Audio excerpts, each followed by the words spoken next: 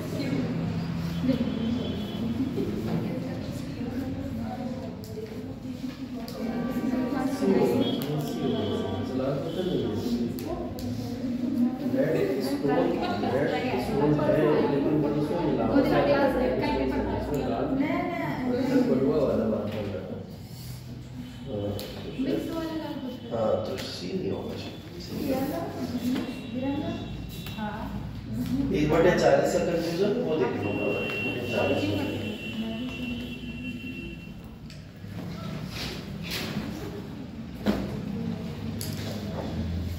हाँ जी, अकबर के बारे में पढ़ना था आज। तो मुगल वंश में अकबर की साइड चलते 1556 से 1605 ये समय काल है। ठीक है,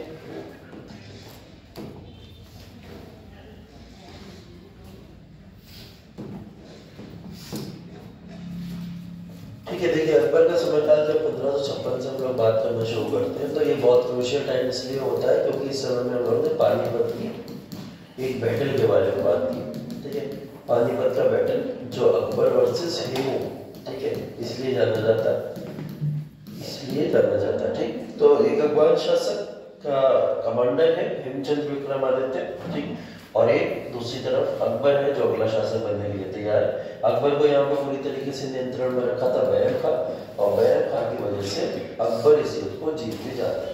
ठीक, 1556 में जब ये पहली बार जीतते हैं तो पहली बार जीतने के बाद में यहाँ पे अपना क्या करते हैं, राज्याभिषेक कराते हैं। ठीक, 1555-56 की जब बात हम लोग करते हैं, इतना क्रूशियल इसलिए क्योंकि 55 और 56 में वापस से मुगल सल्तनत का आना, और 56 के अंदर फिर से हम लोग देखते हैं कि किस तरीके से मुगल सल्तनत यहाँ पे गिरने लगती है। ठीक है, बट यहाँ पे जैसे इनकी गद्दी की लड़ाई खत्म होती है, पानीपत की दूसरी लड़ाई खत्म होती है, ठीक है, तो ये आके यहाँ पे शासन अपना ले लेते हैं। ठीक, इसके बाद में अगली लड़ाई जो बेसिकली इनकी देखी गई है, 2-4 इंपॉर्टेंट लड़ाइयाँ हैं, वो देख लो, वो इंपॉर्टेंट आपके लिए है। जैसे हल्दी घाटी का युद्ध। ठीक, हल्दी घाटी का युद्ध इसलिए इंपॉर्टेंट है क्योंकि यहाँ पे बात आ रही है राजपूतों की। ठीक, तो बेसिकली राजपूत, ये दो लड़ाइयाँ इसके जीवन की सबसे बड़ी लड़ाई आती है, एक पानीपत की लड़ाई और एक हल्दी घाटी की लड़ाई।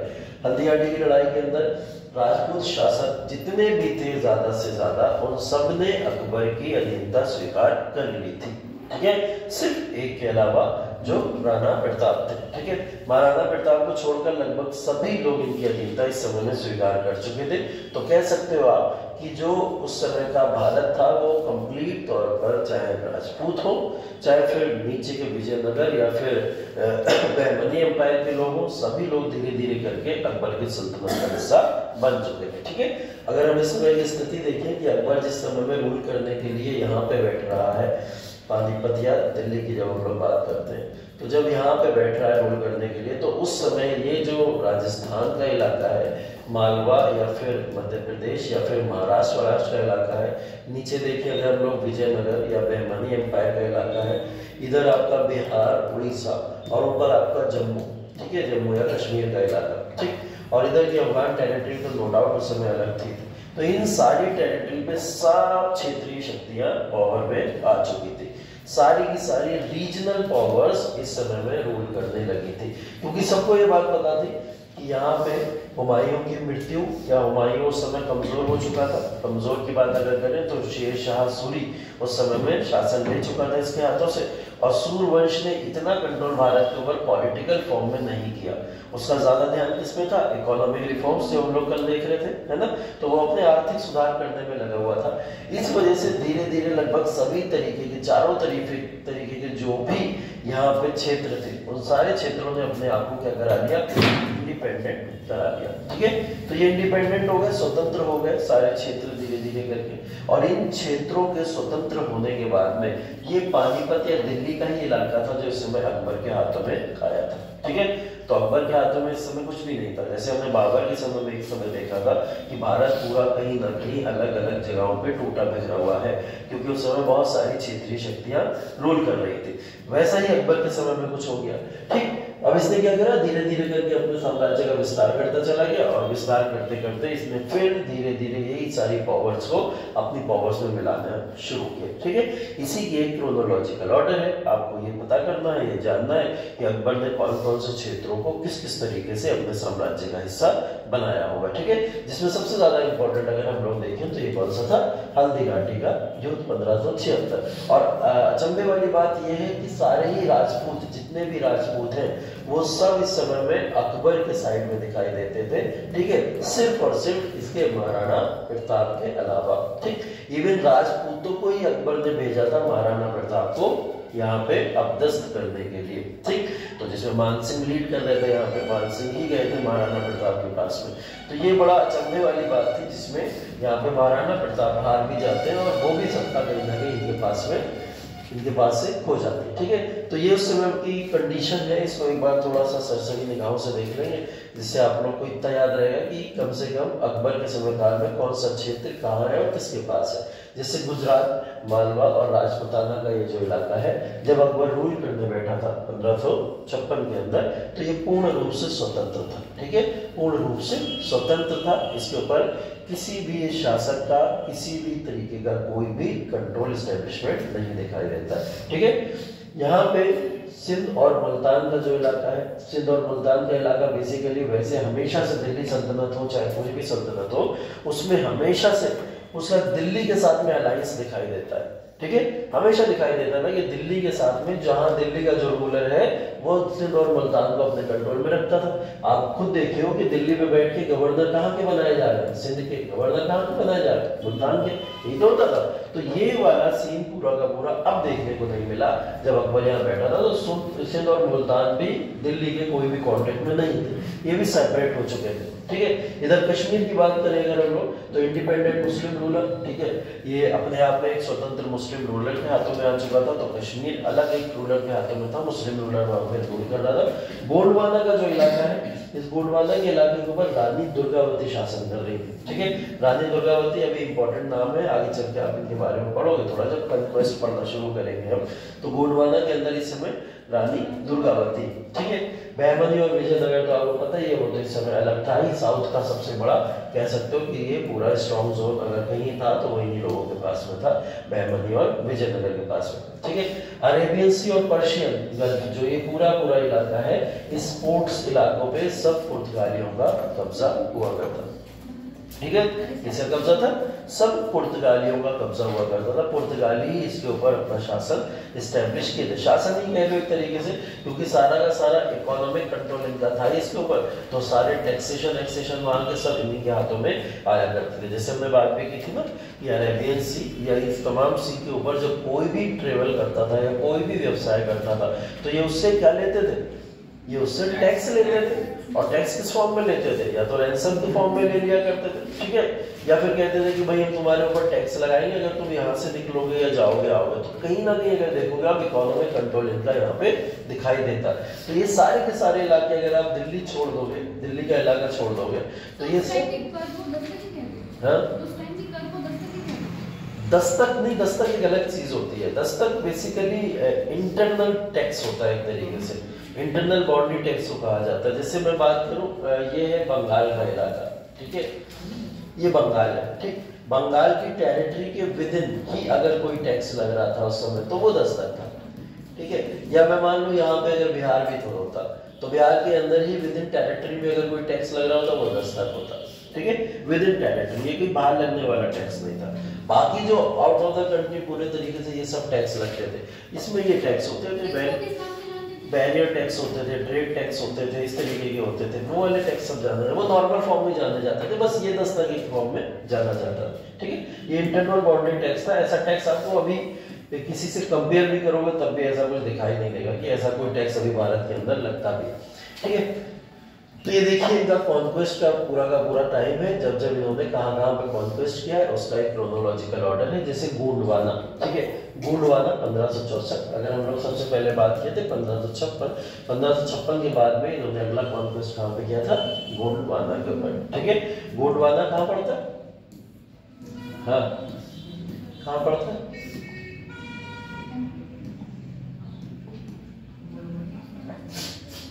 गोंडवाना एमपी, आंध्र प्रदेश, मध्य प्रदेश, यस मध्य प्रदेश, ठीक है। हाँ तो मध्य प्रदेश का इलाका गोंडवाना, इस गोंडवाना के अंदर इस समय में रानी दुर्गावती शासन कर रही थी, ठीक है, रानी दुर्गावती। बोला जाता था ऐसा कि अगर सारे मर्दों में एकमात्र शासिका इस समय में कहीं थी तो वो गोंडवाना में थी, ठीक है। तो ऐसा नहीं है कि भारत के अंदर महिला शासिकाएं नहीं हुई है, पर दिल्ली सल्तनत की सत्ता के ऊपर स्टैब्लिश होने वाली एकमात्र शासिका वो थी रजिया सुल्तान, है ना। वरना अलग अलग क्षेत्रीय पावर के ऊपर बहुत सारी महिला शासिकाएं रही हैं, जिसमें एक रानी दुर्गावती भी थी। रानी दुर्गावती को अकबर ने सबसे पहले ऑफर किया था, उसने ये बोला था, क्या ऑफर किया था, शादी के लिए, उसकी बहन से, ऐसी स्टोरी भी है क्या, तो कह रहे हैं हाँ क्या था, तो हाँ में हाँ मिला है, नेहा की हाँ में हाँ तो तुम्हें मिला है, हाँ थी। तो अकबर का जो समय काल है, इस समय काल के अंदर अकबर ने गोंडवाना के क्षेत्र को छोड़ने को बोला था सिर्फ रानी दुर्गावती को। इसने बोला था हम आपको आसपास का पूरा इलाका दे देंगे, जो आपको चाहिए वो दे देंगे, हमें मतलब सिर्फ गोंडवाना से है, अगर आप गोंडवाना हमें दे दोगे हम आपको बहुत आसानी से सारा क्षेत्र प्रोवाइड करा देंगे, ठीक है। बट रानी दुर्गावती इसमें नहीं मानी। गोंडवाना के अलावा इनको काफी कंट्रोल मिल रहा था, चाहे ईस्टर्न पावर के ऊपर हो, ईस्टर्न क्षेत्र के ऊपर इन्हें कंट्रोल दिया जा रहा था, ठीक है। लेकिन इन्होंने इसके लिए मना कर दिया, जिसके लिए इसको अपनी सेना भेजनी पड़ी थी।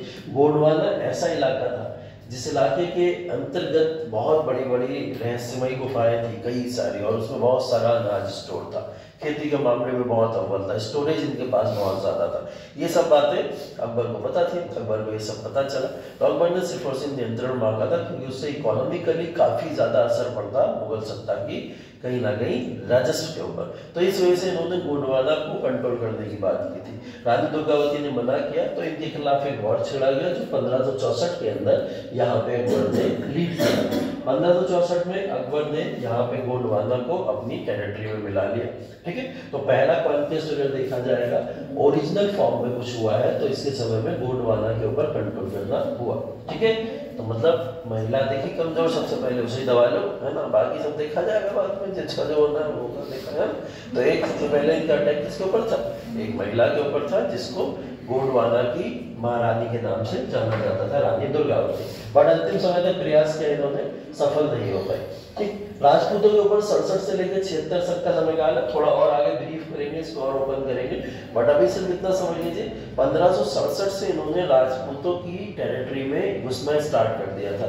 मेवाड़ का इलाका, चित्तौड़ का इलाका, मारवाड़ का इलाका, और ऐसे तमाम धीरे धीरे एक एक इलाकों को इन्होंने अपने कैप्चरिंग में लेते चले गए। और 67 से लेकर 76 तक इनका यही अभियान चला, जिसमें इन्होंने इसी समय में इन्होंने क्या करा था, 1576 में हल्दी घाटी की, ठीक है, लड़ाई लड़ी। और ये इनकी राजपूतों के अगेंस्ट में कोई आखिरी लड़ाई थी, इसके बाद राजपूतों से इनके कोई संघर्ष नहीं दिखाई देंगे। तो सिर्फ 67 से लेकर 76 तक संघर्ष शुरू किया था 67 में, तो ये संधि करना नहीं चाहते थे, इन्होंने संधि का पैगाम भी नहीं दिया था राजपूतों को, सीधा वॉर का आदेश था कि वॉर करो और राजपूतों की टेरिटरी को अपनी टेरिटरी में मिला लो, ठीक है। तो राजपूतों की टेरिटरी को अपनी टेरिटरी में मिलाने से पहले ही यहाँ पे एक राजा थे भगवान दास, ठीक है, भगवान दास, ठीक। ये मेरवाल के राजा थे, ठीक है, मेरवाल के राजा थे। तो इन्होंने, भगवान दास ने इनको एक ऑफर दिया था। वो ऑफर ये था कि हम आपके साथ में संधि करने को तैयार हैं, हम अपने क्षेत्र को नहीं छोड़ना चाहते। अगर आप चाहो राजपूतों के ऊपर यहाँ पे अपना आधिपत्य जमाना तो आप जमा लो, कोई प्रॉब्लम नहीं है, हम आपको टैक्स दे सकते हैं, कर दे सकते हैं, बट हम अपनी भूमि या लैंड छोड़ के नहीं जाने वाले, हम इस पे अपना कंट्रोल चाहते हैं। भगवान दास के ऑफर को अकबर ने पसंद किया। अकबर ने कहा मुझे भी आपकी टेरिटरी नहीं चाहिए, मुझे भी आपको जो है पूरी तरीके से कोई इकोनॉमिक कंट्रोल भी नहीं चाहिए, बस आप लोग मुझे अपना राजा माने, मेरे लिए इतना बहुत होगा। तो राजपूतों ने यहाँ पे एक संगोष्ठी कह लो, एक तरीके की, कुछ भी कह लो, कि एक मीटिंग रखी और उस मीटिंग में सभी लोगों ने इस बात के ऊपर कोई आपत्ति जाहिर नहीं की कि हम अकबर को अपना शासक या राजा मानते हैं भारत का, ठीक है। तो धीरे धीरे करके 67 से लेकर 76 तक सभी मान गए और सभी ने अकबर को अपना राजा स्वीकार कर लिया, ठीक है। ये राजपूतों के शासक मुगल होंगे। इसके लिए राजपूतों को बहुत सारे अधिकार भी मिले थे। राजपूतों के अधिकार के अंदर मतलब टैक्सेशन का अधिकार अकबर ने इनसे कभी लिया नहीं। इन्होंने बोला कि राजपूतों की जमीन के ऊपर जो टैक्सेशन राजपूत प्राप्त करते हैं वो करते रहे, मुझे उससे आपत्ति नहीं है, मुझे नहीं चाहिए, ठीक है। इनकी जो ओरिजिनल लैंड थी, उस ओरिजिनल लैंड के ऊपर कभी भी अकबर ने कोई भी क्लेम नहीं किया। बोले आपकी लैंड आपको जैसे रखना है रखिए, जिसकी है वो रखे, ठीक। क्राउनशिप के ऊपर लेके कभी भी किसी भी तरीके का कोई नियंत्रण इसका नहीं था। ऐसा बिल्कुल भी नहीं था कि अगर पिता की मृत्यु हो जाए तो बेटे को, कौन से बेटे को राजा बनाना, इसमें आके अकबर इंटरफेयर करे, ऐसा कभी नहीं होता था, ठीक है। ऐसा अंग्रेजों में तो हमने देखा और यूरोपियंस में देखा, वो लोग आते थे और आपस में सक्सेसर वॉर्स के बीच में डिस्प्यूट क्रिएट करने का प्रयास करते थे, बट अकबर ने इनको ये प्रॉफिट दिया था कि हम आपको क्राउनशिप में या फिर कौन सक्सेसर बनेगा उसमें इंटरफेयर नहीं करेंगे, ठीक है। तो इतनी सारी कहीं ना कहीं फ्रीडम्स राजपूतों को मिल रही थी। तो राजपूतों को लगा सिर्फ और सिर्फ स्वीकार ही तो करना कि अकबर हमारा राजा है, तो उसको स्वीकार करने में कोई गलत बात नहीं, तो सबने कर लिया। बट महाराणा प्रताप को यह बात थोड़ी सी नागवार गुजरी। उन्होंने बोला कि ये हमें सारे अधिकार भी दे दें, लेकिन फिर भी हमसे कहे हम आपके राजा हैं तो हमें ये बात स्वीकार नहीं करेंगे, ठीक है। तो महाराणा प्रताप इसमें अंतिम समय तक लड़ते रहे इस बात को लेके और 1576 में हल्दी घाटी की लड़ाई तक अंत तक लड़के बाद में हार जाते हैं और 1576 में महाराणा प्रताप का भी यहाँ पे चैप्टर क्लोज, ठीक है। तो अब राजपूतों से किसी भी तरीके का कोई संघर्ष इस पूरे समय काल में नहीं दिखाई देगा आने वाले समय तक, जब तक हम जहांगीर नहीं आ जाएंगे, ठीक है। उसके बाद में गुजरात है। गुजरात 1572, 73 और 84 दो बार इसलिए लिखा हुआ है, एक बार एनेक्सेशन है और एक बार कॉन्क्वेस्ट है, ठीक है। एक बार एनेक्सेशन है और एक बार कॉन्क्वेस्ट है। दोनों में फर्क पता है कोई क्या होता है? एनेक्सेशन में और कॉन्क्वेस्ट करने में क्या फर्क होता है? संधि करना और कब्जा करना। संधि करना कौन सा? एनेक्सेशन, ठीक। अभी ये जो भी राजपूतों के ऊपर इन्होंने जितना भी कंट्रोल किया था वो एनेक्सेशन था, ठीक है। एनेक्सेशन मतलब ये एक तरीके से संधि का ही माध्यम, एक तरीके से ट्रीटी ही दिखा देना कि हम आपके साथ कुछ समझौते कर लेते हैं और आप हमको अप्रूव करो, आप मानो कि हम आपके राजा। तो एनेक्सेशन गुजरात के ऊपर 72-73 के दौरान हुआ, बट गुजरात ने फिर भी मान तो लिया कि आप हमारे किंग को, शासक को, बट कई बार टैक्स देने में, कई बार अपनी मनमानी करने में इस तरीके के कारनामे करता है। तो वापस से गुजरात के ऊपर इसने अटैक किया और गुजरात पे अटैक करके फाइनली 1584 में गुजरात को कॉन्क्वेस्ट कर दिया, ठीक है। कॉन्क्वेस्ट करने का मतलब अब फाइनली कब्जा कर लेना होता है। ये मतलब वहां राजा भी मेरा होगा, टैक्सेशन भी मेरा होगा, सारे इकोनॉमिक, पॉलिटिकल सारे के सारे अधिकार वो अकबर के होंगे वहां पे, ठीक है। तो वो कॉन्क्वेस्ट करना हो गया। काबुल के ऊपर पहुंचे। काबुल 1585 का समय है। 1585 में काबुल तक जाके इसने अपना कंट्रोल स्टैब्लिश कर लिया था, ठीक है। और ये सब कंट्रोल स्टैब्लिश करने में इसका कोई बड़ा योगदान नहीं था। यहाँ बैठे हुए मानसिंह है जो इनको इतना नियंत्रण दे रहे हैं, जो मजबूती इनको मिल रही है। यहाँ बैठे हुए अबू फजल है, ठीक है। अबू फजल, अबू फैजी, ठीक, ये कुछ लोग हैं। यहाँ बैठे हुए हैं आपके, कह सकते हो कि बैरम खान जो इससे पहले के जो वॉर्स में 1560 तक इनके साथ में चले, 1560 में उन्होंने इनको समर्थन दिया था, ठीक है। तो ये सारे के सारे लोग इनकी कहीं ना कहीं एक स्ट्रॉन्ग जोन बने हुए थे, जिसकी वजह से ये इतनी दूर दूर तक जाके कॉन्क्वेस्ट कर ले। 1585 के अंदर यहाँ पे जाके, काबुल के अंदर जाके ये वॉर लड़ रहे हैं, मानसिंह है, अबू फजल है, अबू फैजी है, ठीक है, या टोडरमल है, ऐसे लोग यहाँ पे जाके वॉर लड़ रहे हैं, ठीक। अब आपको लगता होगा टोडरमल क्यों वॉर लड़ने जाएगा, ठीक है, या अबू फजल फैजी तो राइटर है, ये वॉर लड़ने क्यों जाएंगे? पहले के ऑलराउंडर होते थे सारे लोग, घर में बैठ के लिखते भी थे और बाहर जाके तलवारें भी चलाते थे, ठीक है। कोई कुक बैठा हुआ है वहां पे, ठीक है, कुक का नाम क्या था? सुना इसके कुक का नाम क्या? अकबर के, हाँ, क्या नाम था? अकबर का एक बहुत पॉपुलर कुक था, उसका क्या नाम था? खिचड़ी का कुछ था। खिचड़ी का कुछ नहीं था। चलो सोचो 2 मिनट, जब तक आगे कहानी बता रहा, ठीक है। तो इतने सारे लोग जो थे वो लोग क्या करते थे, यहाँ पे जा जाके वॉर लड़ते थे। अकबर नहीं जा रहा, अकबर काबुल के अंदर गया ही नहीं। अकबर हाँ, मानसिंह को पूरा मानसिंह के कंट्रोल में था, अकबर नहीं गया हल्दी घाटी में। वो तो अकबर वर्सेस दिखा दिया गया कि ये पावर वर्सेस पावर है, लेकिन लीड मानसिंह ही कर रहे हैं वहां पे, ठीक। काबुल के अंदर भी यहाँ पे नहीं पहुंचा अकबर। काबुल के अंदर वो दिल्ली की टेरिटरी नहीं छोड़ता था, दूसरे शासकों की तरह पागल नहीं था, है ना। दूसरे शासक टेरिटरी छोड़ के महीनों महीनों गुजार देते थे बॉर्डर पे, है ना। जैसे हुमायूं ने देखा आपने, है ना, पहुंच गया तो चौसा जाके बैठा रहा वहां पे, है ना। तो ऐसी नहीं गलती करी इसने। ये बैठा हुआ है मजे में, अनारकली का डांस चल रहा है, देख रहा है बैठ के यहाँ पे, है ना, पिक्चर चल रही है बढ़िया से, और वो लोग वॉर लड़ रहे हैं, जाके तलवारें चल रही है वहां पे, ठीक। तो चालाकी थी इसके अंदर, वो चालाकी को कहीं ना कहीं ये किया करता था, क्योंकि इसको अपनी इस सत्ता के ऊपर भरोसा था कि ये पावर मेरे हाथ में मजबूत है। और इन लोगों का ऐसा अकबर के प्रति कहीं ना कहीं भरोसा था, या अकबर को इतना मानते थे कि अकबर के चक्कर में कई लोग अपनी जान भी दी है इसमें से। अभी धीरे धीरे देखोगे आप, ठीक है। तो काबुल के ऊपर 1585 में ईस्वी से कवर किया। काबुल से ये लोग निकल आए कश्मीर की तरफ, और कश्मीर में 86-87 में, जो मैंने बोला इंडिपेंडेंट मुस्लिम रूलर के कंट्रोल में कश्मीर उस समय में हुआ करता था, तो स्वतंत्र कश्मीर को भी इन्होंने धीरे धीरे किसका पार्ट बना लिया? मुगल सत्ता का पार्ट बना लिया, ठीक है। सिंध हमने देखा दिल्ली के कंट्रोल में था ही नहीं, सिंध एकदम अलग था, सिंध मुल्तान वगैरह। 1591 में इन्होंने इसे सिंध मुल्तान को भी अपना पार्ट बना लिया।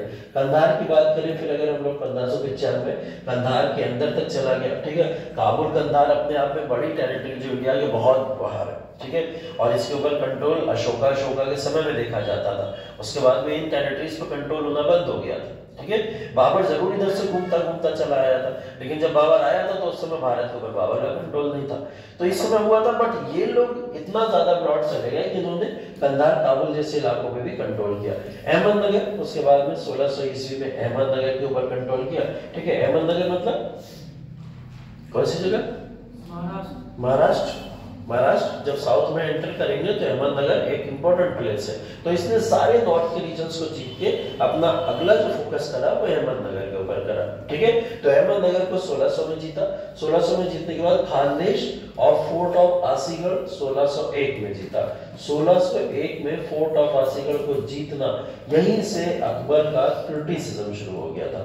अकबर का जो पहले क्रिटिसिज्म 1556 से लेके अप्रॉक्स 62 तक था, है ना, वो क्रिटिसिज्म खत्म हो गया था बाद में। और अकबर बहुत ही ज्यादा शांत प्रिय शासक के तौर पे जाना जाता था, सेकुलर शासक के तौर पे जाना जाता था। यहाँ से प्रॉब्लम हो गई जब खानदेश का फोर्ट और आसीगढ़ का फोर्ट इसने जीता। ये भी जगह महाराष्ट्र में ही है, ठीक है। जब ये यहाँ की टेरिटरी के अंदर घुसा तो खानदेश वो इलाका था जिस इलाके में एक बड़ा सा फोर्ट बना था, और उस फोर्ट के पीछे पूरी दुनिया बसी थी, ठीक है। जैसे केजीएफ पिक्चर देखी होगी तुम लोगों ने, है ना। उस केजीएफ पिक्चर के अंदर उसी खान के पीछे एक दुनिया है, पता भी नहीं था इतनी भारी दुनिया, इतना सोना, है ना, ऐसा सा। और ये पिक्चराइजेशन नहीं, पहले जमाने में ऐसी बहुत रियल चीजें भी हुआ करती थी, ठीक है। तो ऐसा ही खानदेश में कुछ था। ये फोर्ट ऑफ असीगढ़ बनाया ही इसीलिए गया था कि इसके पीछे कोई आ ना पाए, इसको कोई क्रॉस ना कर पाए। और वो इस फोर्ट के पीछे इतना ज्यादा खजाना था, इतना ज्यादा सामान अनाज था कि पूरी दुनिया वहां बसी थी। वहां के लोग बाहर ही नहीं आते थे, और बहुत रेयर केस में बाहर कभी आया करते थे, ठीक है। तो खानदेश के ऊपर जब इसकी नजर गई तो खानदेश काफी ज्यादा प्रोटेक्टेड था, लोगों को लगाव था, उसकी कहानियां बहुत सुनी थी लोगों ने, यहाँ खानदेश ऐसी जगह है। अकबर ने इसको डिस्ट्रॉय कर दिया था, पूरा। और जब ऐसे कोई जगह डिस्ट्रॉय करे तो नो डाउट लोगों के मन में नफरत तो आएगी, गुस्सा भी आएगा। तो अकबर की इमेज यहीं से बिगड़ना शुरू हुई थी थोड़ी बहुत। तो खानदेश का जो इलाका था उस इलाके में आसीगढ़ के फोर्ट के ऊपर कंट्रोल करने के लिए अकबर ने अपनी आर्मी को भेजा और इसकी आर्मी लगभग 3 महीने तक यहाँ बैठी रही थी अप्रोक्स, ठीक है, 3 महीने तक। और यहाँ के राजा ने भी बोल दिया था कि ऐसा है जितना 3 महीने तो कम है, 3 साल भी बैठाए रखोगे कोई बाहर नहीं आएगा, ठीक है। और वो क्यों नहीं आएगा? क्योंकि ऑलरेडी बहुत बड़ी एक पीछे दुनिया है जिसके अंदर लोग खेती करके वही अपना अनाज उगाते हैं और वही अपना अनाज उगा के उसी मार्केट में बेच भी लेते हैं। पूरी मार्केट भी वहां पे है, लोगों के आपस में आदान प्रदान करने के लिए तमाम वस्तुएं भी वहां पे हैं, हर एक चीज की वहां सुविधा है, ठीक है। तो आसीगढ़ के किले को फतेह करने के लिए अकबर को बहुत सारे प्रयास करने पड़े और ये अकबर का अंतिम समय भी चल रहा है। इस समय में अकबर काफी बीमार भी रहता था, है ना, लेकिन इसने जिद पकड़ी हुई थी नहीं, आसीगढ़ के फोर्ट को तो जीतना ही जीतना है, ठीक। फिलहाल आसीगढ़ के फोर्ट को इसने जीता। जीतने के बाद में अंदर इसकी आर्मी घुसी, आर्मी ने घुस के बहुत सारे लोगों को मार दिया, जिन लोगों में कई सारे बूढ़े भी मारे गए, बच्चे भी मारे गए, कई महिलाएं भी मारी गई उसमें, जिसकी वजह से अकबर का क्रिटिसिज्म यहाँ से शुरू हो गया था। अकबर का क्रिटिसिज्म एक तरफ शुरू होता है, जहांगीर इसको मौके की तरह देखता है और जहांगीर क्या करता है, अकबर के ही अगेंस्ट में रिवॉल्ट कर देता है, ठीक है। जहांगीर कौन? सलीम, है ना, सलीम अकबर का पुत्र, ठीक, जिसको अकबर खुद नियुक्त कर चुका है कि अगला शासक मेरा कौन है, जहांगीर ही है, पहले से ही वो नियुक्ति कर चुका है उसकी। उसके बाद में भी जहांगीर ने रिवॉल्ट कर दिया क्योंकि जहांगीर भी थक चुका था, 50 साल हो गए बैठे बैठे, मुद्दा मरी नहीं है, ठीक है, मरी नहीं है, मरी, ठीक है। तो वो नहीं, ये उसके स्टेटमेंट थे उस समय के, बता रहा हूँ एग्जैक्ट स्टेटमेंट थे उस समय के ऐसे। तो जहांगीर एक तो इस वजह से भी पागल थे और एक और कारण भी था पागल होने का, वो तो सबने सुना ही है आपने, है ना, कौन सा वाला, अनारकली वाला, है ना। तो वो उस वजह से भी डिस्प्यूटेड था बहुत ज्यादा, इन दोनों में मतभेद बहुत ज्यादा थे। तो इस वजह से अकबर जहांगीर को शासक तो बनाना चाहता था, बट चाहता था जब तक मैं जीवित हूं तब तक जहांगीर संयम रखे और उसके बाद में मैं जहांगीर को अपॉइंट कर दूंगा, ठीक है। ये समय थोड़े बीमार पड़े, बीमार पड़ने के बाद 1602 के समय में अप्रॉक्स जहांगीर ने यहाँ रिवॉल्ट कर दिया। जहांगीर के रिवॉल्ट को दबाया गया, ठीक है, इस समय में रोक दिया गया, ज्यादा ये अपने रिवॉल्ट को तेजी से आगे बढ़ा नहीं पाए, ठीक है, रिवॉल्ट कंट्रोल भी किया गया, ठीक। बट आगे चल के ये सारी चीजें खराब ही होती चली गई और जहांगीर ने अंत में जब अकबर की मृत्यु हुई तब 1605, ठीक है, 1605 में अकबर की मृत्यु हुई तो जहांगीर फिर यहाँ पे आकर सत्ता पे बैठ जाते। तो बेसिकली ये पूरा का पूरा जो कॉन्क्वेस्ट देखा आपने, इस कॉन्क्वेस्ट के अंदर अकबर ने भारत के लगभग हर एक इलाके के ऊपर अपना वर्चस्व स्थापित किया है, ठीक है।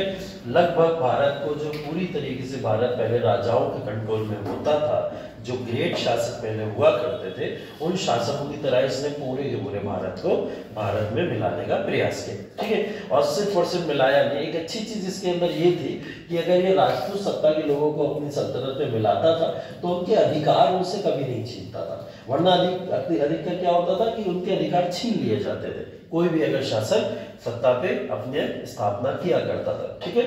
गुजरात के शासकों से उनके अधिकार नहीं छीने, वहां की जनता को अधिकार वैसे ही मिला करते थे, इवन और प्लस करके कुछ ना कुछ चीजें दे दिया करता था, ठीक है। तो इस वजह से पूरे के पूरे साम्राज्य में इसकी जनता थोड़ा खुशहाल दिखाई देती थी, ठीक है।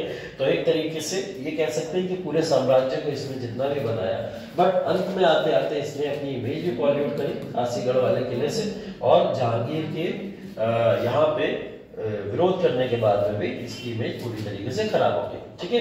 तो ये सब ध्यान रखिएगा, कॉन्क्वेस्ट की क्रोनोलॉजी पूछी गई है, ये क्रोनोलॉजी आती है इसी तरीके से, जैसे सामने लिख लेंगे, पूछा जाता है इसमें ऑप्शन 1, 2, 3 और 4 ऐसे करके दे देगा और सामने लिख देगा नाम और लिखेगा क्रोनोलॉजिकल ऑर्डर में लगाओ 1 2 3 4 4 3 2 1 ऐसे करके लगाने को आ जाता है, ठीक है। तो आप ध्यान रखिएगा किस किस फॉर्म में कैसे कैसे इसने इन चीजों को जीता। ऊपर बस यहाँ पे 1556 में एक चीज और लिख दीजिएगा, पानीपत वाली लड़ाई, ठीक है, पानीपत का बैटल यहाँ पे और लिख दीजिएगा। बाकी सब तो एक क्रोनोलॉजिकल ऑर्डर आपके सामने यहाँ पे मेंशन है, ठीक है। एक दो चीजें और भी थी इसके समय काल के अंदर, वो चीजें भी इंपॉर्टेंट है, बट उसके बारे में देख लेंगे हम बाद में। फिलहाल अभी इतना नोट कर लो, कर लिया नोट, इसको नोट कर लो।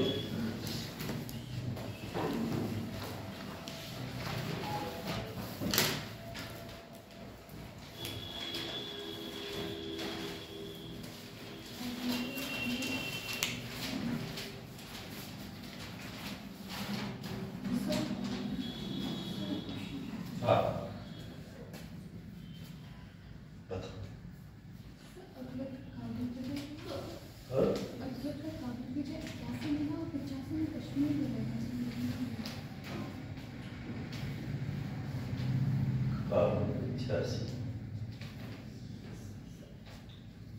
81 में काबुल था और 85 में दुश्मन।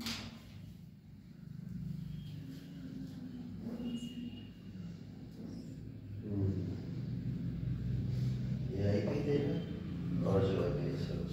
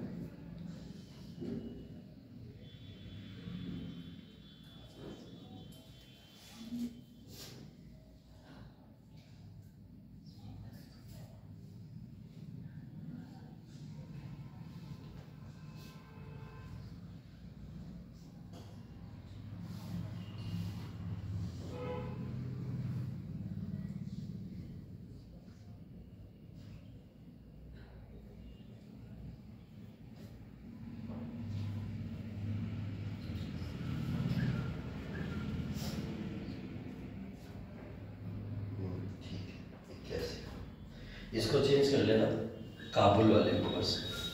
काबुल में 85 नहीं,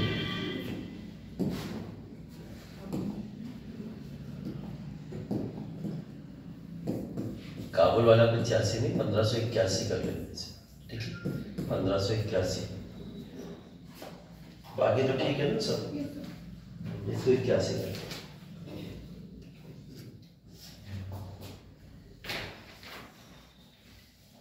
बाकी एक बार एनसीईआरटी में भी देख लूंगा।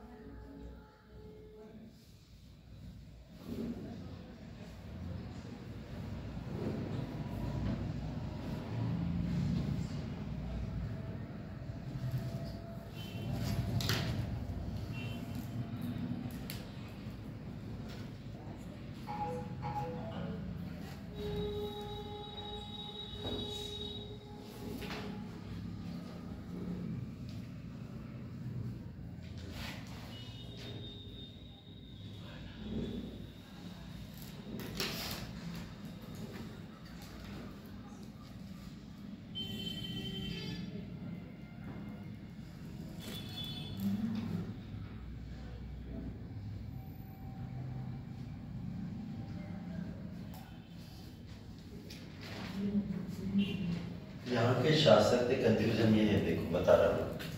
1585 में इसलिए लिखा हुआ था काबुल के अंदर यहाँ पे एक शासक थे हकीम मिर्जा, है ना, ये तो नाम है। हकीम मिर्जा यहाँ पे एक शासक थे। तो 1581 के अंदर अटैक करवाया था अकबर ने, ठीक है, मान सिंह के द्वारा यहाँ पे। तो मान सिंह ने जब अटैक किया था इनके ऊपर तो ये जीत लिया था काबुल को, यहाँ पे जीत जरूर लिया, बट काबुल को यहाँ पे जीतने के बाद अभी कॉन्क्वेस्ट नहीं किया था, ठीक है, कॉन्क्वेस्ट नहीं किया था, एनेक्स कह सकते हो, एनेक्स कर लिया था 1581 के अंदर।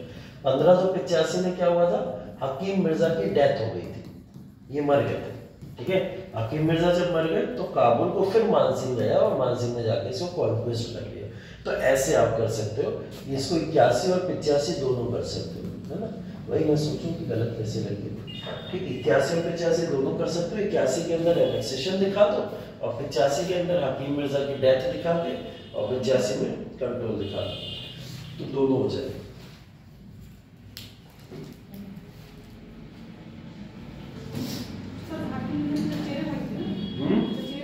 हाँ कौन बोल, हाकिम मिर्जा, हाँ इसके चचेरा भाई।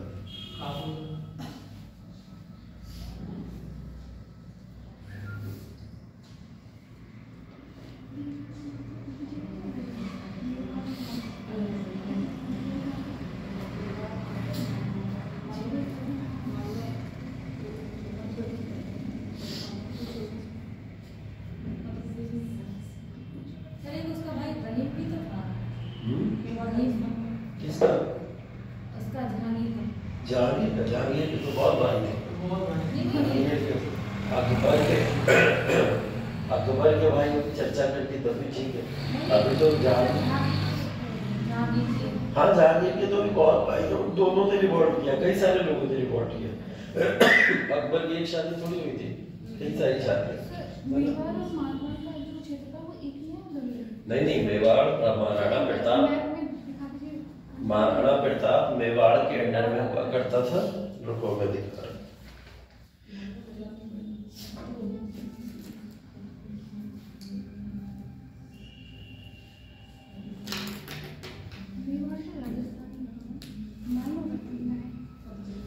मारवाड़ कह रही हो या मालवा कह रही हो? हाँ वो तो अलग, बहुत अलग है। मालवा का क्षेत्र तो मध्य प्रदेश के इलाके के अंतर्गत है, मेवाड़ का राजस्थान के अंतर्गत है। नहीं अंदर नहीं हो जाता, क्या होता है कि मालवा का क्षेत्र राजस्थान तक फैला हुआ था पहले टाइम में, तो कभी कभी कुछ लोग शासक ऐसे थे कि हाँ राजस्थान भी आ जाता है, मध्य प्रदेश भी आ जाता है, लेकिन मेवाड़ में नहीं आता। ठीक है, मालवा में आता है, मालवा के अंदर मेवाड़ आ जाता है, लेकिन मेवाड़ अपने आप में एक इंडिपेंडेंट टेरिटरी राजपूतों के टाइम पे थी, तो राजपूतों ने अलग से उसके ऊपर शासन किया था। मालवा एकदम अलग हो गया था, क्योंकि मालवा के ऊपर ये सब जो गोंडवाना के हाँ वो बस वैसे ही बोल सकते हैं, ऐसे मेरवाड़ और मेवाड़ में तो नहीं कोई दिक्कत है कोई, वो दोनों भी अलग अलग है ना। नहीं मेरवाड़ और मेवाड़ दोनों में डिफरेंस है, वो मेवाड़ और मारवाड़ ये दोनों अलग अलग। हाँ इसमें क्या कंफ्यूजन, देखो मेवाड़ और मारवाड़, मेवाड़ का जो इलाका है यहाँ पे महाराणा प्रताप थे, महाराणा प्रताप मेवाड़ में थे। मारवाड़ का जो इलाका है ये पूरा का पूरा, जैसे चित्तौड़ के इलाके अलग अलग थे ना, उसी तरीके से मारवाड़ एक अलग टेरिटरी थी। ठीक, पहले होता ये था जैसे राजपूतों के कुछ इलाके, अगर मैं इस इलाके में बात करूं, ये राजस्थान का इलाका था। इस राजस्थान के इलाके के अंदर कई सारे राजपूत अपनी अपनी टेरिटरी ऐसे विभाजित करके रहा करते थे इस तरीके से। ठीक है, और इन विभाजित टेरिटरी में जो सबसे इंपॉर्टेंट टेरिटरीज थी उनके नाम अगर हम लोग ले तो मेवाड़ हो गई जैसे, ठीक है, ये हो गई मेरवाड़, मारवाड़, ठीक है, मेरवाड़ भी बोलते हैं कभी कभी, मारवाड़ हो गए, तो ये आपस में एडजस्टेड होती थी एक दूसरे से। ठीक है, तभी आपको इसमें कंफ्यूजन होता होगा, टेरिटरीज मिलती हैं आपस में एक दूसरे से। कभी कभी मेवाड़ और मारवाड़ का शासक एक ही होता था, जैसे हमने राणा रतन सिंह को देखा। ठीक है, और कभी कभी चित्तौड़ भी मेरवाड़ का मारवाड़ का पार्ट होता, जैसे इसी के जस्ट बगल में चित्तौड़ है। ठीक है, इसी के जस्ट बगल में चित्तौड़, तो चित्तौड़ और मारवाड़ कभी कभी एक दिखाई देता था। वो इसलिए दिखाई देते थे क्योंकि शासन जब एक हो जाता था दोनों का, तो वो उसी नाम से फिर जाना जाने लगता था कि चित्तौड़ के शासक भी वही, मारवाड़ के शासक भी वही, तो हम लोग दोनों वही ही कहने लगते थे, है ना। तो ये कंफ्यूजन इसमें मत रखो, सब अलग अलग टेरिटरी है दोनों, इन सब में आपस में कोई संबंध नहीं है। हाँ अभी तो सेम है, वही सेम एकदम, उसको एक ही बना दिया गया, एक ही रीजन क्षेत्र बना दिया गया। वो इतना विभाजन अगर करेंगे तो आज के समय में तो बड़ा कंफ्यूजन क्रिएट हो जाएगा। उस समय तो राजा वाजा अपने हिसाब से कर लिया करते थे पॉलिसीज को यूज करके। ठीक है,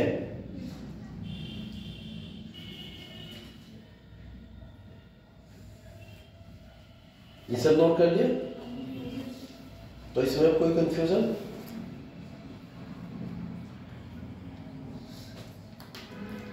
ठीक है, चलो अब इसके बाद में, ये तो कॉन्क्वेस्ट हो गए थे, कॉन्क्वेस्ट के बाद में कुछ और चीजें इनके बारे में देख लेते हैं। प्रशासन वगैरह है, स्थानीय सरकार, इस सबको थोड़ा सा मनसबदारी थोड़ा डिटेल में अभी आएंगे इसके ऊपर। ठीक है, धार्मिक नीति देख लेते हैं थोड़ी सी इसकी पहले। ठीक है, धार्मिक नीति की बात कर लेते हैं। धार्मिक नीति अकबर की, क्योंकि इसी को लेके बहुत सारे क्वेश्चन आपसे पूछ लिए जाते हैं, इसके बारे में पहले थोड़ा सा जानो। ठीक, जैसे जजिया के बारे में हम सबने सुना है। ठीक है, जजिया कर भारत में कौन कौन से शासक ने लगाया, किस किस ने हटाया, इसकी एक क्रोनोलॉजी जरूर याद रखिएगा। ठीक, सबसे पहले भारत में जजिया किसने लगाया था? मोहम्मद बिन कासिम ने लगाया था। ठीक है, कासिम ने लगाया और कासिम ने खत्म भी नहीं किया, कासिम चला गया यहाँ से। ठीक है, फिर उसके बाद ये जजिया कर किसने लगाया था भारत के अंदर? इंडिया में दिल्ली सल्तनत पे जजिया कर कौन लगाया था? ऐबक लगाया था। हाँ? हटाया किसने था? इल्तुतमिश ने हटाया था। कुतुबुद्दीन ऐबक ने फिर आके जब अपना रूल एस्टेब्लिश किया तो जजिया कर लगा दिया, इम्पोज कर दिया। ठीक है, अपनी जनता के ऊपर। ठीक है, इल्तुतमिश आता है, जजिया कर को समाप्त नहीं करता, थोड़ा सा कम कर देता है, लोगों के लिए आसानियां दे देता है। ठीक है, एक तरीके से आसानियां, फिर भी कहने चले मान लिया। फिर उसके बाद में रीइम्पोज किसने किया वापस से? उसने बोला नहीं, जजिया कर हम नहीं छोड़ेंगे, लगाएंगे ही लगाएंगे। कौन था ऐसा शासक जिसने जजिया कर को लगाया? फिर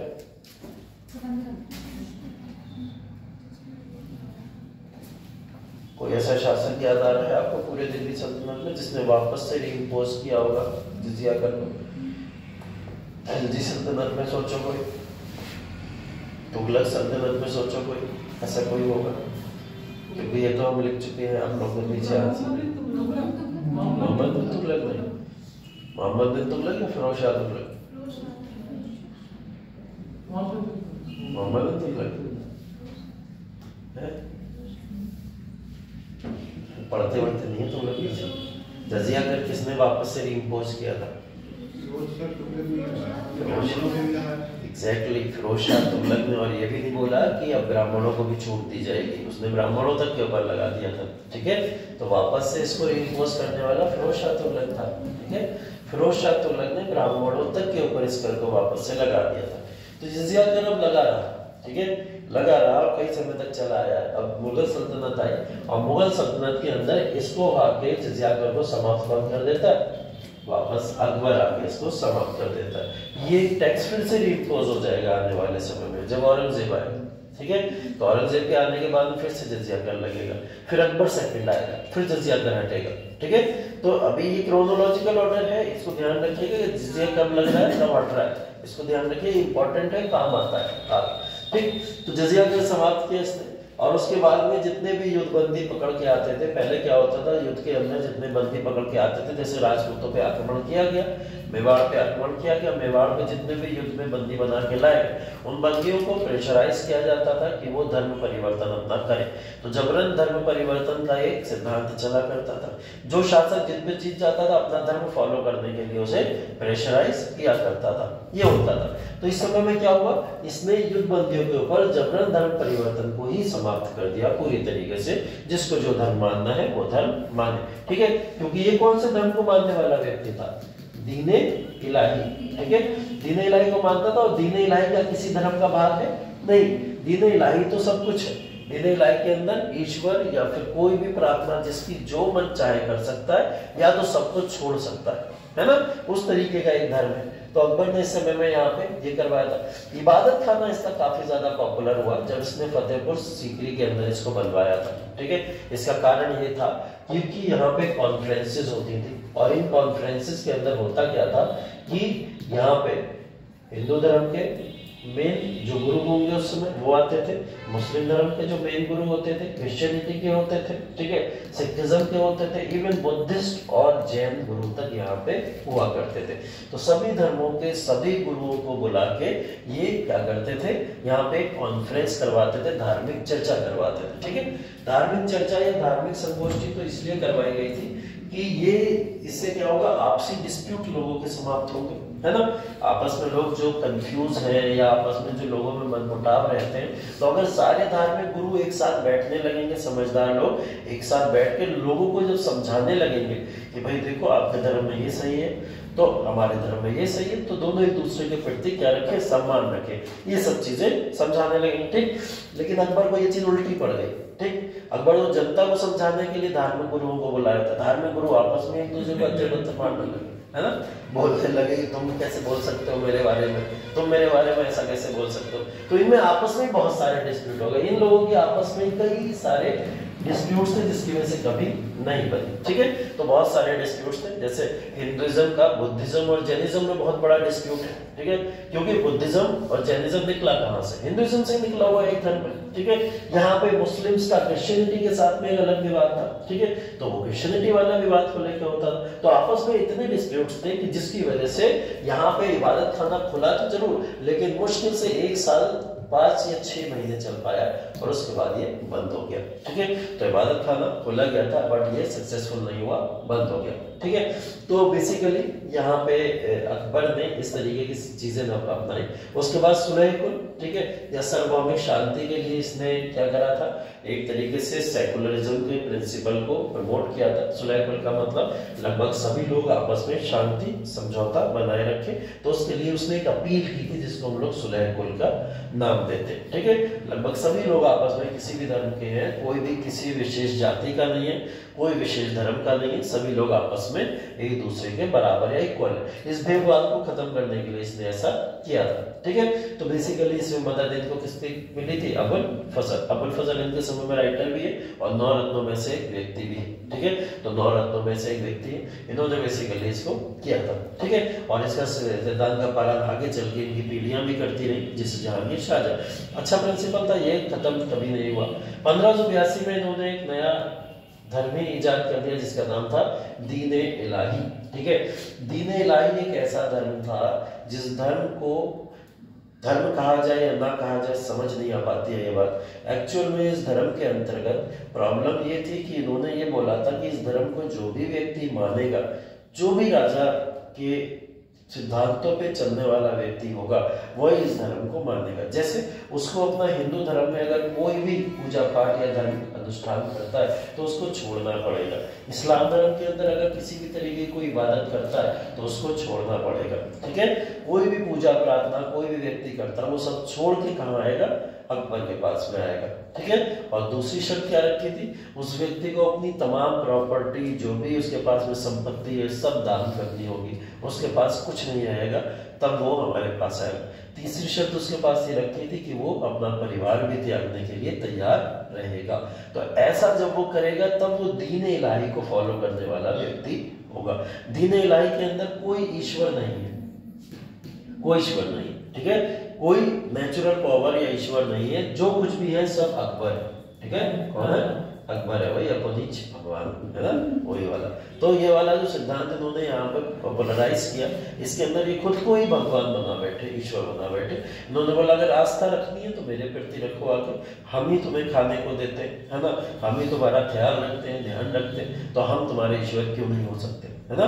तो एक तरीके से इसने भेदभाव मिटाने के लिए जनता का सब ये करने का प्रयास जरूर किया था, लेकिन दीन-ए इलाही धर्म की धज्जियां उड़ गई बुरी तरीके से। वो इसलिए उड़ गई कि इतनी बड़ी पब्लिक जो अपनी आस्था से जुड़ी है जमीनी तौर पर, वो कैसे छोड़ के आपके पास चली आई। ठीक है, एकमात्र हिंदू जिसने इस धर्म को स्वीकार किया था कौन थे? बीरबल। ठीक है, एकमात्र हिंदू जिन्होंने इस धर्म को स्वीकार किया था बीरबल। क्वेश्चन पूछा गया कई बार। ठीक है, और इसके अलावा कितने लोगों ने इस धर्म को स्वीकार किया होगा, क्या लगता है? बहुत बड़ी पॉपुलेशन थी भारत की, उस इतनी बड़ी पॉपुलेशन में कितने लोगों ने इस धर्म को स्वीकार किया होगा?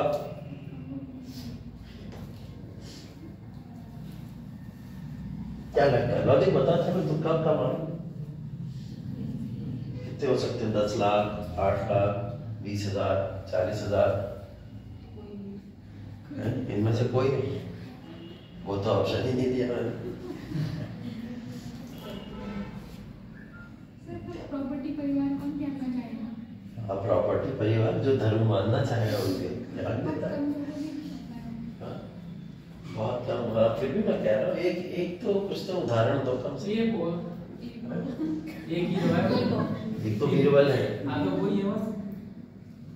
15 लोग थे टोटल पूरे भारत में जिन्होंने दीन-ए इलाही धर्म को स्वीकार किया था। ठीक है, हाँ, सामने लिखा हुआ है बड़ा बड़ा 15, तुम लोग की आंखें हैं पटल है, नहीं तो लिखा है, नहीं तो लिखा ही होगा इसमें सभी धर्मों में 15 लिखा। ठीक है, तो बेसिकली सिर्फ पूरे भारत में 15 ही अनुयायी थे जिन्होंने इस धर्म को स्वीकार किया था।